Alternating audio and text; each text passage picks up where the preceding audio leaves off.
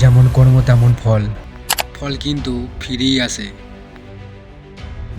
তাই তো ভগবান শ্রীকৃষ্ণ বলেছেন, আমি তোমাকে মানুষ বানিয়েছি সঠিক কাজ করার জন্য আর সত্যকে সাথে নিয়ে চলার জন্য।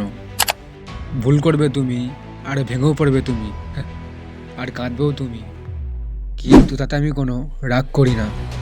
কিন্তু অন্যায়কে যদি অভ্যাস বানাও, আর মিথ্যেকে যদি সাহস ভাবো, আর অহংকারকে যদি শক্তি মনে করো, আমি কিন্তু সবটা দেখি।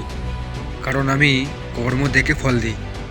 কারণ তোমার প্রতিটা কাজ এক একটা ফলের হিসাব। ভালো করলে ফল পেতে হয়তো সময় লাগে, কিন্তু কখনো আশীর্বাদ হারায় না।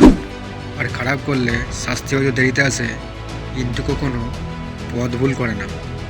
মনে রেখো, আমি বিচার করি তোমার কান্নায় নয়, আমি বিচার করি তোমার কর্মকাণ্ডে।